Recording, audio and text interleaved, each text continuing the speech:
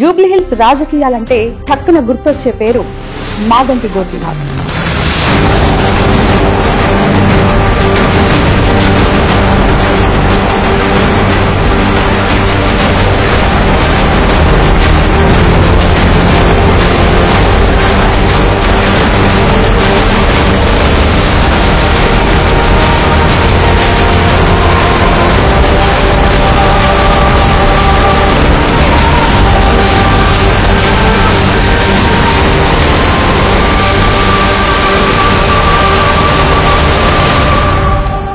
కానీ ఆయన అకాల మరణం తర్వాత ఆయన కలల్ని సాకారం చేసేటువంటి సంకల్పంతో ప్రజల ముందుకు వస్తున్న మాగంటి సునీత ఈరోజు మనతో ఉన్నారు. జూబ్లీహిల్స్ ఉప ఎన్నికతో పాటు ప్రజల్లో ఎదురయ్యేటువంటి సవాళ్లు ప్రతి సవాళ్లని ఆవిడ ఎలా ఎదుర్కొంటారు, ఇక ఇన్నేళ్లు ఆయనతో జీవిత భాగస్వామిగా ప్రయాణం చేసినటువంటి ఆ క్షణాలని ఆమె ఎలా అభివర్ణిస్తారు, ఆవిడ మాటల్లోనే తెలుసుకుందాం. నమస్తే సునీత గారు.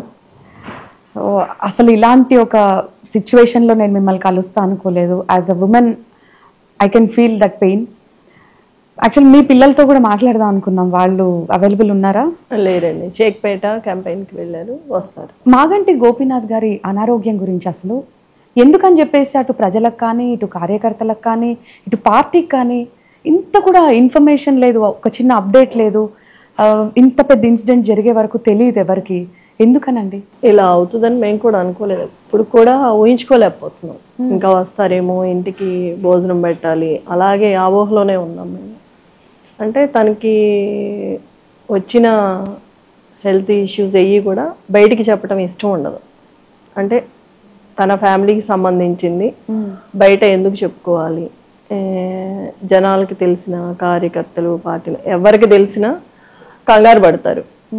దాన్ని ఇష్యూని పెద్దది చేసుకోవటం ఎందుకు, మన వరకే మనం చూసుకోవాలి అనేది ఆయనకి ఎప్పుడు ఉండేది. మాకు కూడా అదే చెప్పేది. మాగంటి గోపీనాథ్ గారు అనే కంటే కూడా గోపన్న అనే బాగా ప్రజల్లో ఆయన ఎక్కువ తెలుసు. అండ్ అది కాక అంతలా ప్రజల్లో మమేకం అయ్యారు ఆయన. సో అవన్నీ కూడా మీరు చూశారు కాబట్టి ఆ సందర్భాలు ఒక్కసారి ఇప్పుడు గుర్తొస్తే లేదా ఆ క్షణాలు ఏమన్నా గుర్తుంటే మాకు చెప్తారా? ఎన్టీఆర్ ఉన్నప్పటి నుంచి గోపన్నే అలవాటు అందరికి. ఈయనకి కూడా ఏంటంటే బాగా కార్యకర్తలతో ప్రజల్లో మమేకం అవటం, వాళ్ళకి ఏమైనా ప్రాబ్లమ్స్ ఉన్నా సాల్వ్ చేయటం అదొక ఇష్టం ఆయనకి. ఇవాళ ఈ మంచి పని చేశాను, అక్కడికి బాధ పోగొట్టాను అనేది మనసులో ఉండేది. అప్పుడు అనుకున్నారు విడిగా ఉంటే వీలు కావి, నేను ఒక పదవిలో ఉంటే ఎంతమందికి ఎంత హెల్ప్ అయినా చేయగలను అని నాతో చెప్పేవాళ్ళు. అట్లాగే ఎమ్మెల్యే అయ్యారు, అయిన దగ్గర నుంచి ప్రజలతోనే ఉన్నారు, వాళ్ళతోనే ఏ బాధలున్నా అర్ధరాత్రి ఫోన్ చేయని వెళ్ళిపోయేవాళ్ళు.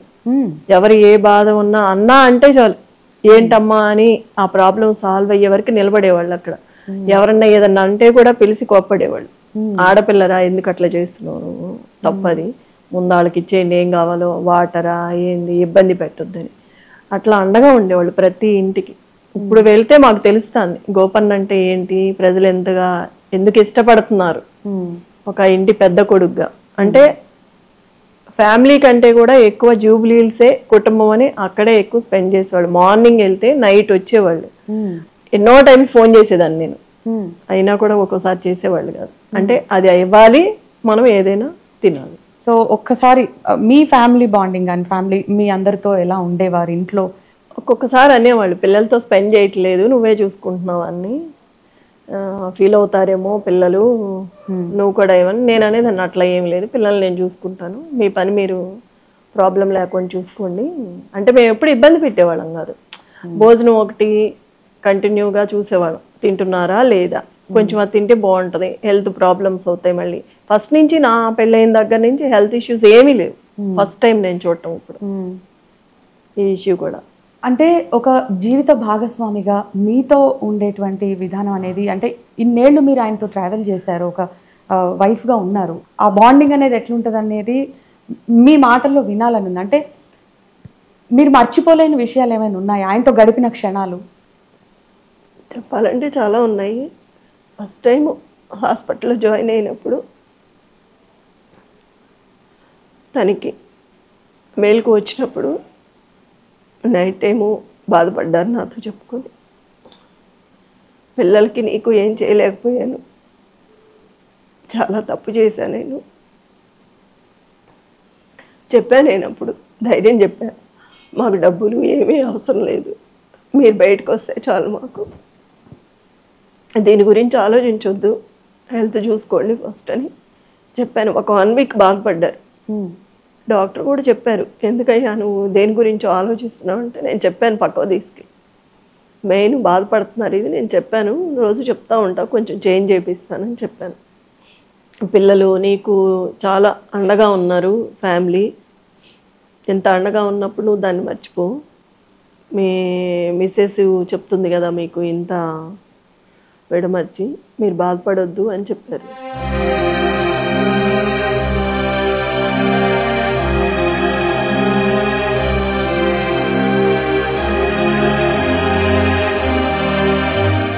మీరు బాధపడుతుంటే మేము చూడలేకపోతున్నాం, కాకపోతే మీరు ఆయనతో గడిపిన ఆనంద క్షణాలు ఏమైనా గుర్తున్నాయా? అంటే 2008లో 7లో ఇక్కడికి వచ్చాం మీ ఇంటికి.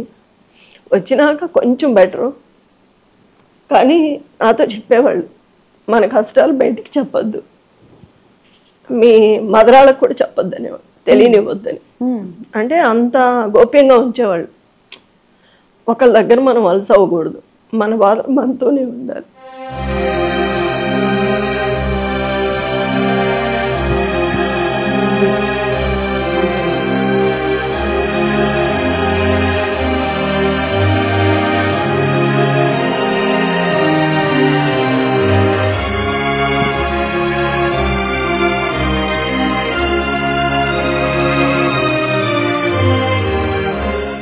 మా వారు చిన్నప్పటి నుంచి ఎన్నో కష్టాలు పడ్డానని నాతో చెప్పేవాళ్ళు. అదే కష్టాలు కంటిన్యూ అయ్యి చనిపోయే వారికి ఎప్పుడు సుఖపడలేదు. సో ఈ ఇష్యూస్ ఎప్పుడు కూడా ఆయన రాజకీయ జీవితాన్ని ఎప్పుడు ప్రభావితం చేయలేదనుకుంటా. అంటే మేము దాన్ని అసలు తీసుకొచ్చేవాళ్ళం కదా, పిల్లలు కూడా పెద్ద అవుతున్నారు, వాళ్ళ మైండ్ మళ్ళీ ఎట్లా ఉంటుందో తెలియనిచ్చేవాళ్ళం కదా పిల్లలకు కూడా. బయట ఎవరన్నా చెప్తేనే తెలిసి నన్ను అడిగేవాడు ఇంటికి వచ్చి, ఇట్లా ఇట్లా అని. నేను నవ్వి వదిలేసేదాన్ని. మళ్ళీ ఒకటి చెప్తే ఇంకొకటి అడుగుతారు అట్లా. బేసిక్గా ఆయనకి మీరు ఇంట్లో చాలా ధైర్యంగా ఉన్నారా? ఎప్పుడైనా సరే ఒక మగవాడి విజయం వెనక ఒక మహిళ ఉంటుందంటారు, అలా మీరు ఆయన వెనకాల ఉన్నారు, సక్సెస్ఫుల్ మెన్ అయ్యారంటే అది వెనకాల మీ కృషి అనేది కూడా. అంటే ఈయనకి అండగా ఉండేదాన్ని, ఎందుకంటే ఎక్కడ ఇబ్బంది పడకూడదు, బాధపడకూడదు, ఇప్పటికే ఇంతలా ఉన్నాం కాబట్టి ముందే చేసుకొచ్చేవాడు. ఈయనకి ఏదన్నా బతుకమ్మ రంజాన్ అయి ఉంటే 1 month బిఫోరే నేను రెడీ చేసి పెట్టేదాన్ని, ఇబ్బంది లేకుండా. అసలు పండగల సమయాల్లో కూడా ఎక్కువగా ప్రజల్లోనే కనిపించేవారు, మరి ఫ్యామిలీతో టైం స్పెండ్ చేసేవారు కాదు? మేము ఎప్పుడు అనుకునేవాళ్ళం కాదు, నాన్న లేరు, ఈయన రాలేదు, పిల్లలు మేము ఎప్పుడు నాన్న అక్కడ ఒక పని మీద ఉన్నారు కాబట్టి అది అయినాక ఎట్లాగో మన దగ్గరకు వస్తారు కాబట్టి వాళ్ళే ముఖ్యం కాబట్టి ఫీల్ అయ్యేవాళ్ళం కాదు. మేము ఎట్లాగో మన కుటుంబమే అనుకునేవాళ్ళు కాబట్టి దాని గురించి పెద్దగా మేము ఇన్ని క్వశ్చన్ చేసేవాళ్ళం కాదు. అండ్ మేము విన్నాం బతుకమ్మలు అప్పుడు కానివ్వండి, క్రిస్మస్ అప్పుడు కానివ్వండి, రంజాన్ అప్పుడు కానివ్వండి, సమ్ గిఫ్ట్స్ కూడా ఇచ్చేవాళ్ళు అనుకుంటా నియోజకవర్గం ముందు నుంచి చీరలు ఇచ్చేవాళ్ళు. అది ఎప్పుడైతే పార్టీ స్టార్ట్ చేసిందో అప్పుడు దాన్ని పక్కకు పెట్టేసి గిఫ్ట్లు ఇవ్వటం స్టార్ట్ చేసాము. బతుకమ్మకి, రంజాన్కి, క్రిస్మస్కి, అన్ని పండుగలకి ఏదో ఒకటి ఇస్తూనే వచ్చారు ఇప్పుడు వరకు. అంటే పార్టీతో సంబంధం లేదు, పార్టీతో సంబంధం లేదు, పార్టీతో సంబంధం లేకుండా తను ఓన్ గా చేసేవాళ్ళు. అదొక ఇష్టం, ఆయనకి ఇష్టంతో చేసేవాళ్ళ పని. అంటే ప్రజలు బాగుండాలి, ఏదో ఒకటి ఇవ్వాలి, వాళ్ళకి అవసరం ఉంటది, అట్లా ఆలోచించేవాళ్ళు. ఇప్పుడు కూడా ఏ ఇంటికి వెళ్ళినా ప్రతి ఒక్క మహిళ అదే అంటుంది, అన్న మాకు ఎప్పుడు ఇస్తారు, కిచెన్ లో మొత్తం అవే అని చూపిస్తున్నారు లోపలికి తీసుకెళ్ళి. మా గోపన్ ఉంటే బాగుండేది, ఈ బతుకమ్మకు కూడా మా గోపన్ ఉంటే ఏదో ఒకటి ఇచ్చేవాళ్ళు అంటేనే మొన్న శారీస్ ఇచ్చాము బతుకమ్మకి. యాక్చువల్లీ ఫెస్టివల్స్ అనే కాకుండా గోపీనాథ్ గారు బేసిక్గా కోవిడ్ టైంలో కూడా ఫుడ్ పంపిణీ చేశారు, ఆయన స్వయంగా కుక్ చేసిన సందర్భాలు ఉన్నాయి. అది ఒకసారి మాకు షేర్ చేస్తారా? కరెక్ట్గా కరోనా టైంలో ప్రజలు ఇబ్బంది పడుతున్నారు ఫుడ్ లేక, పక్కన ఫుట్పాత్ల మీద కూడా ఉంటారు, మన కాన్స్టిట్యున్సీలో కూడా ఉన్నారు, వాళ్ళ గురించి పొయ్యి రోజంతా వెలుగుతూనే ఉండేది. మళ్ళీ ప్రోటీన్ ఫుడ్ కావాలని ఎగ్ ప్రతిరోజు, చికెన్, సాంబారు, కర్రీ అందరికి ప్యాకెట్స్ చేసి పంచేవాళ్ళు. ఏ డివిజన్కి ఎంత వెళ్ళాలి పిలిచి అప్పచెప్పేవాళ్ళు, చాలకపోతే మళ్ళీ ఎమ్మటే చేయించేవాళ్ళు. రంజాన్ వచ్చింది కరోనాలో, రంజాన్లో అలీం చేయించారు, చికెన్ మటన్ అవి కూడా బాక్సుల్లో పెట్టి ప్యాక్ చేసి ప్రతి ఇంటికి పంపించేవాళ్ళు. మళ్ళీ అది కూడా తగ్గితే అందరికి ఇచ్చేవాళ్ళు. ఈ స్టేషన్లో కూడా అందరికి ఫుడ్ పంపించేవాళ్ళు, ప్రతి ఒక్క స్టేషన్లో కూడా అందరికి. ఒక్కొక్కసారి మేము భయం వేసి వద్దనేవాళ్ళం, కరోనా కదా అట్లానే ఏం కాదు మనకేమవుతుంది, అట్లాంటి భయం ఏమొద్దు అని వెళ్ళిపోయేవాళ్ళు జనాల్లోకి. అంత జనాల్లో ఒక మంచి పేరు సంపాదించుకున్న వ్యక్తి గోపన్నగా ఆయన ఎలా అయితే పేరు తెచ్చుకున్నారో, మరి మీరు ఇప్పుడు ఆయన తర్వాత ప్రజల్లోకి రావాల్సి వచ్చిన పరిస్థితి వచ్చింది. మీరు అంతలా మమేకమయ్యి వెళ్ళగలను అని మీకు మీ మీద నమ్మకం ఉందా? అట్ ద సేమ్ టైం ప్రజలకి మీరు ఎలాంటి భరోసా ఇస్తారు? ఈయన ఉన్నప్పుడు చాలా చూసాం ఈయనతో ఉండి.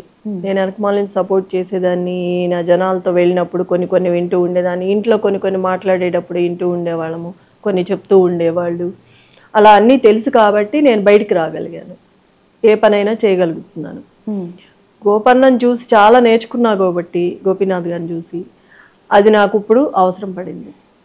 గోపీనాథ్ గారు ఏ ఆశయాలతో అయితే అనుకున్నారో ఈ పనులు చేయాలి ప్రజలందరికీ అని, ఆ ఆశయాలు నెరవేర్చడానికి నేను ముందడుగు వేశాను. మరి మీ బలం ఏంటి? ప్రజలే నా బలం. గోపన్న ప్రజలందరూ నా ప్రజలే కదా, ఆయనకి ఎంత అండగా సపోర్ట్గా ఉన్నారో ఇప్పుడు కూడా వాళ్ళే ఉన్నారు. వాళ్ళు ఉండబట్టే నేను బయటికి వెళ్ళగలుగుతున్నా, తిరగగలుగుతున్నాను. ప్రతి ఒక్కళ్ళు నాకు చెప్తున్నారు నా భర్త గురించి, ఇది చేశాడమ్మా, అది చేశాడు, మీరు అసలు రావవసరం లేదు, మీరు అడగవసరం లేదు, మా గోపన్నకి మేమే వేసుకుంటామని చెప్తున్నారు, సపోర్ట్ చేస్తున్నారు. అంటే మీలో ఆయన చూస్తున్నాం అన్నారా? ఒక గోపన్న వచ్చినట్టుంది మా ఇంటికి. మా పెద్ద పాప ప్రతి ఇంటికి వెళ్ళినప్పుడు గోపన్న వచ్చాడని సంతోషపడుతున్నారు. పాపని చూస్తే గోపన్న కదిలొచ్చినట్టే ఉంది మాకు. పెద్ద పాప సేమ్ అలాగే ఉంది, మాట్లాడటం కానీ నడవటం కానీ, మళ్ళీ మా గోపన్న మా దగ్గరకు వచ్చాడు అని సంతోషంగా అనుకుంటున్నాను. అయితే పిల్లలు పెద్దగా అయ్యే వరకు తల్లి బాధ్యత ఉంటుంది. సో వాళ్ళు ఒక స్టేజ్కి వచ్చిన తర్వాత, ఈ ఏజ్కి వచ్చిన తర్వాత ఇప్పుడు తండ్రి అవసరం చాలా ఉంటుంది. ఇలాంటి సందర్భంలో అన్ఎక్స్పెక్టెడ్గా ఆయన లేరు, మీరేమో ఇప్పుడు బయటికి రావాల్సిన పరిస్థితి. ఎలా అన్ని బ్యాలెన్స్ చేసుకుంటారు మీరు?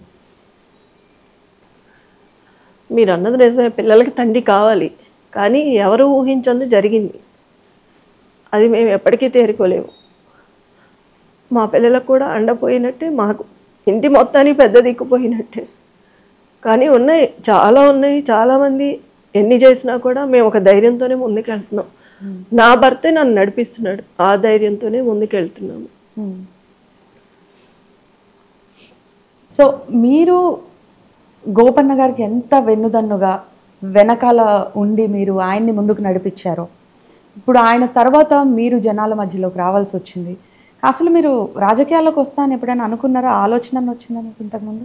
ఎప్పుడూ అనుకోలేదు, ఊహించుకోలేదు. అసలు గోపీనాథ్ గారు ఇలా అవుతుందని కానీ ఇట్లా మేము చూడాల్సి వస్తుందని ఎప్పుడు అనుకోలేదు, ఊహించుకోలేదు. ఊహించుకోని సంఘటన జరిగింది.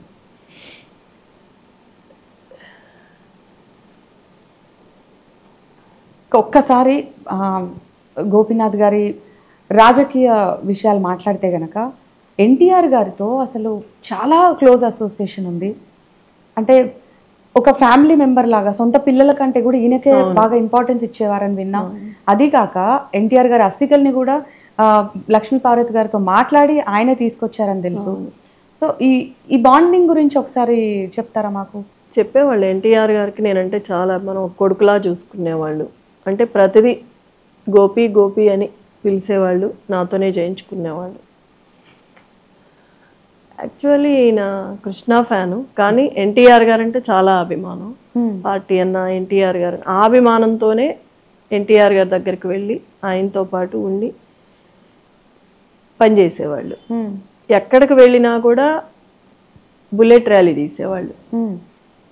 అది ఇక్కడి నుంచి ట్రైన్లో వేసి, చెన్నై అయితే చెన్నైకి వీళ్ళు ఫ్లైట్లో వెళ్ళి అక్కడి నుంచి అవి తీసుకొని ఎన్టీఆర్ గారు రాకముందే వీళ్ళు రెడీ చేసి పెట్టుకొని బుల్లెట్ ర్యాలీ తీసేవాళ్ళు. ఆ టైంలో కరుణానిధి గారు ఈయన అడిగారంట, కనుక్కుంటే నీ పేరు చెప్పారయ్యా, ఇదంతా ఎవరు చేస్తున్నారని. అంటే నువ్వు నా దగ్గరకు వస్తావా, ఎంత కావాలంటే అంత ఇస్తానంటే, నేను డబ్బు కోసం పనిచేయట్లేదు, ఎన్టీఆర్ గారు అంటే నాకు అభిమానం, పార్టీ అభిమానం, ఆ అభిమానంతో చేస్తున్నాను అని చెప్పారు. ఎన్టీఆర్ గారు అంటే అంత అభిమానం, తర్వాత కేసీఆర్ గారి దగ్గరకు వచ్చిన తర్వాత కేసీఆర్ గారితో కూడా చాలా మంచి అనుబంధం ఉందని తెలుసు. 2016లో పార్టీ మారిన తర్వాత బీఆర్ఎస్లోకి వచ్చిన తర్వాత ఎప్పుడు చెప్తా ఉండేవాళ్ళు, ఎన్టీఆర్ గారి తరువాత కేసీఆర్ గారిని మించిన నాయకులు లేరు, రారు అని చెప్పేవాళ్ళు. నాకు చాలాసార్లు చెప్పారన్నమాట. చివరి వరకు నేను కేసీఆర్ గారితోనే ఉంటాను, ఎప్పుడు వరకు ఉంటే అప్పుడు వరకు.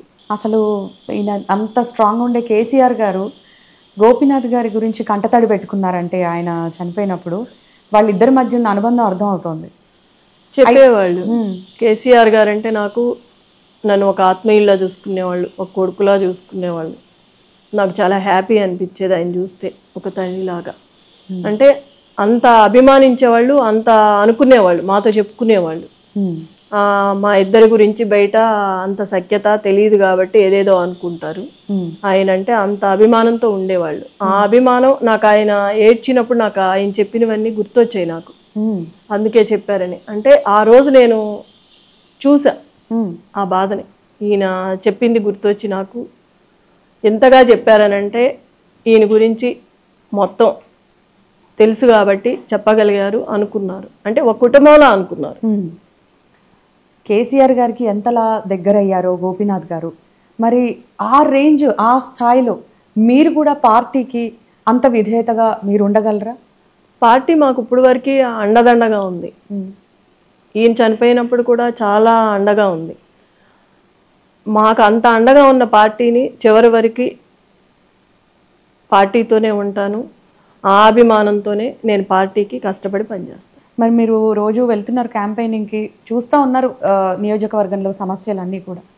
ప్రతి ఇంటికి వెళ్ళినప్పుడు మేము వాళ్ళని అడగక ముందు వాళ్ళు నాకే చూపిస్తున్నారు తీసుకెళ్ళి, అన్న ఈ రోడ్డు వేశారు, ఈ వాటరు, ఈ కరెంటు, ఇవన్నీ అన్నే చేయించారు. ఎన్నో 30 సంవత్సరాల క్రితం ఉన్నాయి కూడా ఎవరూ చేయలేని అన్న చేసి పెట్టారు మాకు. మా ఇంటి పెద్ద కొడుకు అనుకున్నాము, ఆ దిక్కు పోయింది. మేము ఇప్పటి నుంచి ఎవరితో చెప్పుకోవాలి? మేము ఎవరు చేస్తారు మాకు ఇంత ప్రాణం పెట్టి? అర్ధరేత్రి అపరేత్రి అన్న అంటే ఫోన్ తీసి మాట్లాడేవాళ్ళు, ఏ పనైనా చేసి పెట్టేవాళ్ళు. ఎవరుంటారు మాకు ఇప్పుడు అట్లా అని ఏడుస్తున్నారు.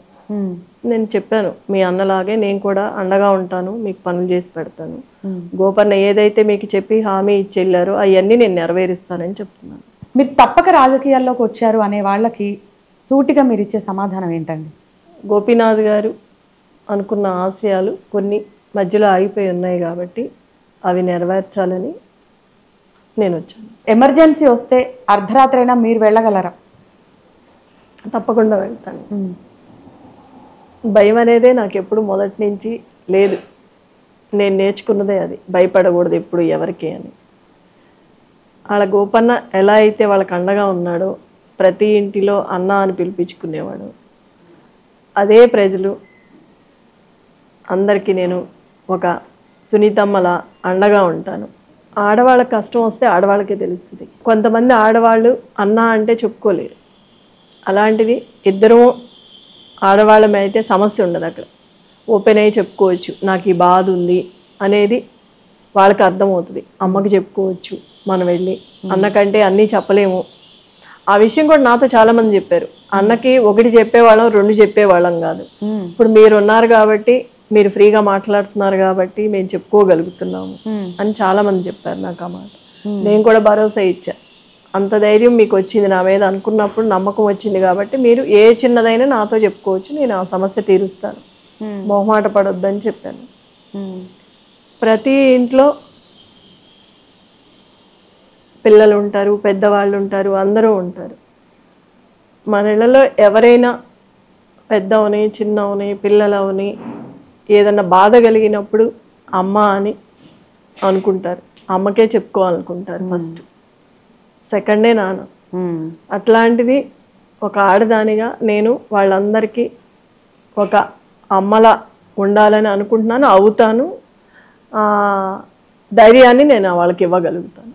అయితే ఒకవైపు మాగంటి గోపీనాథ్ గారి చరిష్మా, మరోవైపు అధికార కాంగ్రెస్ పార్టీ చాలా కాన్ఫిడెంట్గా ఉంది, ఎలాగైనా సరే జూబ్లీ హిల్స్ స్థానాన్ని కైవసం చేసుకోవాలనే పట్టుదలతో ఉంది. మరి మీరు ఎలా ఎదుర్కొంటారు? మీ ప్లాన్స్ ఏంటి? కేసీఆర్ గారు ఇచ్చిన పథకాలు, అభివృద్ధి పనులు ఏవైతే ఉన్నాయో గోపీనాథ్ గారు ఇప్పుడు వరకు చేసుకుంటా వచ్చి జనాల్లోకి తీసుకువెళ్ళి ఏ పథకం వచ్చినా మళ్ళీ వాళ్ళకి అందుతుందో లేదో అని స్వతహాగా తనే వెళ్ళి ప్రతి ఇంటికి ప్రతి గడపకి వెళ్ళి ఆయన చేతులతో ఆయనే ఇచ్చేవాళ్ళు. ఈయన చేసిన అభివృద్ధి పనులే నన్ను గెలిపిస్తాయి, ఆ నమ్మకం నాకుంది. ఆ గోపన్న ఒక మాట చెప్పేవాళ్ళు ఇప్పుడు, జనాలకు మనము ఎప్పుడు ఏ కష్టం వచ్చినా అండగా ఉంటే మనకు కష్టం వచ్చినప్పుడు ఆ ప్రజలే మనకు అండగా ఉంటారు. యాక్చువల్లీ నియోజకవర్గంలో లీడర్స్ తో గోపన్న గారు ఎలా ఉండేవారు? అందరినీ కలుపుకొని పనిచేసుకుంటూ వెళ్ళేవాళ్ళు, ప్రతి ఒక్కళ్ళని కలుపుకునేవాళ్ళు. అసెంబ్లీ సాక్షిగానే కేటీఆర్ గారు అన్నారు, గోపీనాథ్ గారి గురించి మాట్లాడిన సందర్భంలో, ఊపర్ షేర్వాణి అందరు పరేషాని అని చెప్పేసి, అంటే అలాంటి మాట వాడారని, ఇలాంటి ఇంట్లో ఉంటున్నారా, ఇంటికి వెళ్ళి కూడా చూసామని చెప్పేసి కూడా అన్నారు ఆయన. సో మీరు చెప్పండి, ఎలాంటి సమస్యలు ఉండేవి ఆయనకు అసలు? ఎందుకు బయటికి ఎవరికి చెప్పుకునేవారు కాదు? మన హైదరాబాద్ లో సామెత చెప్తారు, ఊపర్ షేర్వాణి అందరు పరేషాని. అక్కడ పోయిన తర్వాత నేను హరీష్ రావు గారు నిజంగా ఆశ్చర్యంలో నేను, గోపీనాథ్ గారు ఉండే ఇల్లు మాదాపూర్ ప్రాంతంలో చాలా చిన్న ఇల్లు అధ్యక్ష. ఎన్నడూ కూడా గోపీనాథ్ గారు గుంబనంగా చాలా ఎక్కడ కూడా తనకేమైనా ఇబ్బంది ఉన్నా చెప్పేవాడు కాదు అధ్యక్ష. అక్కడ పోయిన చూసిన తర్వాత వాళ్ళ ముగ్గురు పిల్లలు 20, 21, 22 ఏళ్ళు ఉంటాయి. ఎవరు కూడా ఇంకా పెళ్లి అవ్వలేదు, సెటిల్ అవ్వలేదు. వాళ్ళని చూసి బాధపడ్డాం. తర్వాత ఇల్లు చూసి కూడా బాధపడ్డాం, ఇంత ఇట్లా ఉన్నారా ఈయన ఇన్ని రోజుల్లో. ఎందుకంటే ఎప్పుడు ఏ ఫంక్షన్ వచ్చినా బాగా లావిష్ గా ఖర్చు పెట్టేటోడు అధ్యక్ష. ఊపర్ షేర్వాణి అందరు పరేషాన్ ఎందుకన్నా అంటే, ఎక్కడ కూడా ఎందుకంటే తెలియనియలే మాకు ఈ కష్టం ఉందని కానీ ఇంకోటని కానీ. తెలంగాణ ప్రభుత్వం ఆనాడు బతుకమ్మ చీరలు అనే కార్యక్రమం ప్రారంభించినాం అధ్యక్ష. కానీ అంతకంటే ముందే గోపీనాథ్ గారు తన కాన్స్టిట్యున్సీలో బతుకమ్మకి చీర పెట్టే ఒక సంస్కృతిని కూడా తీసుకొచ్చింది గోపీనాథ్ గారు అధ్యక్ష. మనందరం గోపీనాథ్ అని ఇక్కడ పిలుస్తాం కానీ ఆయన మొత్తం కాన్స్టిట్యున్సీలో మాత్రం గోపన్నగానే పిలుచుకుంటారు. అట్లాంటి సింహంలా బతికిన మనిషి నేను ఈ బయటికి రాకూడదనే ఎన్ని పోగొట్టుకున్నా కూడా దిగమింగుకొని ఉన్నారు. కొంతమంది అనేవాళ్ళు నన్ను, సార్ అట్లా చేస్తా అంటే నువ్వు కూడా ఏమి అనవా, ఇంట్లో ఆడాళ్ళు ఊరుకోరు కదా అట్లా అని. కాకపోతే నేను ఎప్పుడు ఒకటే చెప్పేదాన్ని, ఈయనకి అన్నీ తెలుసు, ఎప్పుడు ఏం చేయాలో తెలుసు. మేము ఎప్పుడు ఏదో చెప్పము, దేనికి అడ్డు చెప్పము. ఈయన ఏ బాటలో వెళ్తే అదే వెళ్తాము, అదే పని చేస్తాం. మేము డబ్బు లేదు అనే ఇబ్బంది కలగలేదు ఈయన ఉన్నంత వరకు. మాకు ఎప్పుడు అంటే తెలియనివ్వలేదు. మాకు ఏది కావాలన్నా మాకు ఇచ్చేవాళ్ళు, ఇంట్లో పిల్లలకు కానీ మాకు కానీ, బయట ప్రజలకు ఏ అవసరమైనా ఇచ్చేవాళ్ళు. ఆయన అనుభవించారు తప్ప మీకు ఎప్పుడు ప్రాబ్లం రానివ్వలేదు. ఇప్పుడు మాకు తెలుస్తుంది ఆ బాధ అనేది ఏంటో. ఇప్పుడు కూడా నాకు కూడా ఆయన బాటలోనే వెళ్తాను. మాకు డబ్బు కావాలి అనే ఆశ లేదు. అంత ఆశ ఉంటే ఈయనకి ఎప్పుడో అడ్డు చెప్పేవాళ్ళం. మీరు ఎవరు అడిగినా ఇంటర్వ్యూలు ఇవ్వట్లేదట, ఎందుకని? ఈవెన్ నాకు కూడా ఇంత టైం పట్టింది మీతో మాట్లాడాలంటే. అంటే నేను కొంత బాధలో ఉన్నా, ఊహించుకోని సంఘటన జరిగింది మా ఇంట్లో. నాకు కూడా ఆ బాధతో ఏమి ఇవ్వగలనో లేదో మీ క్వశ్చన్స్కి ఆలోచించే టైం లేదు నా దగ్గర. ప్రజల్లో ఎక్కువ వెళ్తున్నా కాబట్టి అందుకే ఈ తక్కువ టైంలో ఆ పనులన్నీ చేసుకుంటూ పోతూ అధికారంలోకి వచ్చినాక ఎవరు ఎన్ని అడిగినా ఏది అడిగినా టైం ఇస్తాను, చేస్తాను. సానుభూతి ఓట్లు అని చెప్పేసి మీ విజయాన్ని తక్కువ చేసే వారికి మీరేం చెప్పాలనుకుంటున్నారు? మీరు అడిగింది తప్పు. సానుభూతి ఓట్లేం కాదు, జూబ్లీహిల్స్ ప్రజలు అమాయకులేం కాదు, చిత్తశుద్ధిని గుర్తించి ఓట్లు వేస్తారు. గోపీనాథ్ గారికి సినిమాలు అంటే ఎందుకంటే అంత ఇష్టం? చాలా సినిమాలు కూడా ప్రొడ్యూస్ చేశారు. అండ్ సినీ రంగానికి కూడా ఆయన చేసిన సేవలు ఏంటి, మీకు ఐడియా ఉందా వాటి గురించి? సూపర్ స్టార్ కృష్ణ గారు ఫేవరెట్. కృష్ణ గారి గురించే మూవీ తీశారు రవణ. దాంట్లో కృష్ణ గారు ఉంటారు, రాజశేఖర్ గారు. అంత అభిమానంతో చేశారు ఆ సినిమా. చెప్పేవాళ్ళు ప్రొడ్యూసర్లు అంటే కామన్ గా డబ్బు సంపాదించాలని అనుకుంటారు. లేదు, మాకు ప్రతి మూవీ లాస్, కానీ ఈయన ఓన్తోనే చేశారు. ఇక మీ పిల్లల విషయానికి వచ్చేసరికి పిల్లల ఫ్యూచర్ గురించి కానీ ఇలా మీరు మాట్లాడుకున్న సందర్భాలు ఉండే ఉంటాయి కదా, సో ఏం డిస్కస్ చేసుకునేవారు? అక్షర అంటే బాగా ఇష్టం, ముగ్గురు అంటే బాగా ఇష్టం. కానీ ఒక సందర్భంలో అక్షర పుట్టిన తర్వాత ఒక సెంటిమెంట్ ఉంది, కలిసి వచ్చిందని. సడన్ గా ఈ లోపు ఇట్లా అయింది. తను కూడా ఒక 2 వీక్స్ అసలు మాట్లాడలేదు, తినలేదు, తాగలేదు, ఏంటనేది కూడా మనకు తెలియదు. అట్లా అయిపోయాడు. మాకు కూడా భయం వేసింది. యాక్టర్ని చేద్దాం అనుకున్నట్టున్నారు మీ అబ్బాయిని కూడా? అవును, చాలా ఫస్ట్ హీరోగా నేనే ఇంట్రడ్యూస్ చేయాలి, నేనే మూవీ తీయాలి అని బాగా కోరికగా ఉండేది. పాపకు కూడా ఇయర్ పెళ్లి చేయాలనుకున్నారు. చిన్న పాపకి ఇంకా టైం ఉందని 3rd ఇయర్ చేస్తుంది LLB. తన్ని తీసుకురావాలనుకున్నారు ఈయన తర్వాత ఆ పాపని రాజకీయాల్లోకి. సో ఒకసారి మీ పిల్లలతో కూడా మాట్లాడదాం. Hi Akshara, Vatsalya and Dishira. So ముందుగా అమ్మగారి గురించి అడిగే కన్నా ముందు మీ నాన్నగారి గురించి మాట్లాడదాం. సో బేసిక్గా మాగంటి గోపీనాథ్ గారు అనగానే మీకు ఇన్స్పైర్ చేసినటువంటి అంశాలు ఏం గుర్తొస్తాయి, అండ్ మీరు మీ నాన్నగారితో గడిపినటువంటి క్షణాలు ఏంటి, ఆ మెమరీస్? సో మేము ఇప్పుడిప్పుడే ప్రజల్లోకి వెళ్తున్నాము. సో వెళ్తేనే మాకు తెలుస్తుంది ఆయన ఎంతమందికి హెల్ప్ చేశారు, ఆయనకు ఎంత మంచి పేరు ఉందో. దానికి మేము చాలా ప్రౌడ్గా ఉన్నాము. సో ఆయన ఎంత పెద్ద ఇంపాక్ట్ క్రియేట్ చేయగలిగారో మాకు తెలిసింది. అంటే కైండ్గా, డిసిప్లిన్గా ఉంది, హార్డ్ వర్క్ మెయింటైన్ చేస్తా. ఎగ్జాంపుల్ అంటే కరోనా టైంలో థాలసీమియా పేషెంట్స్కి బ్లడ్ డొనేషన్ చేశారు. 2200 బ్లడ్ డొనేషన్స్ చేసి ఇండియా బుక్ ఆఫ్ రికార్డ్స్కి వచ్చారు. అది కాకుండా లాస్ట్ ఇయర్ ఆయన బర్త్డే మమ్మల్ని స్టేట్ హోమ్కి తీసుకెళ్లి సెలబ్రేట్ చేశారు. సో అక్కడ వీణావాణిని కల్పించారు మాతో. సో ఆయన రెగ్యులర్గా కలుస్తూ ఉంటారు. అక్కడ ఉన్న కిడ్స్ని అండ్ డిజేబుల్డ్ కిడ్స్ని చూపించి మాకు చెప్పారు, మీరు ఎప్పుడైనా హెల్ప్ చేయాలనుకుంటే ఇలాంటి కిడ్స్కి హెల్ప్ చేయాలి, వీళ్ళకి పెట్టాలి, మీరు ఏమైనా పెట్టాలనుకుంటున్నారు. సో వాత్సల్య, మీరు ఒక మంచి ఆర్టిస్ట్ అవుదాం అనుకున్నారు, అండ్ మీ ఫాదర్ డ్రీమ్ కూడా కదా. సో మీ కోర్స్, యాక్టింగ్ కోర్స్ ఎంతవరకు వచ్చింది? ఇంకా అది మధ్యలో ఉంది. యాక్చువల్లీ మా ఫాదర్ మూవీస్ అంటే చాలా ఇష్టం. యాజ్ ఎ ప్రొడ్యూసర్గా తను చాలా మంది స్టార్స్ని లాంచ్ చేశారు. సో ఆ ఫీల్డ్కి నేను కూడా వెళ్దాం అనుకుంటున్నాను. మా ఫాదర్ అది డ్రీమ్. ఓకే. అండ్ మీకు మీ ఫాదర్తో ఉన్న ఆ బాండింగ్ గుర్తొస్తే ఏ మెమరీస్ గుర్తొస్తాయి? మేము ఈవినింగ్ అయితే ఫ్రీ టైంలో క్రికెట్ ఆడేవాళ్ళం. సో అది one of the best memories. ఇంకా తన పొలిటికల్ లైఫ్ చూసి ఇంకా ఇన్స్పైర్ అయ్యారు. అంటే ఏ స్టేజ్ నుంచి ఏ స్టేజ్కి వెళ్ళారు, బ్యాక్గ్రౌండ్ సపోర్ట్ లేకుండా. సో దిశిరా, మీరు బాగా ప్యాంపర్ కిడ్డా మీ ఫాదర్ దగ్గర? ఎట్లా ఉంటుండే? అంటే ఎక్కువ జోక్స్ వేసేవాళ్ళు. నైట్ టైం అయితే కూర్చొని మొత్తం మాట్లాడేవాళ్ళు, ఏమైంది.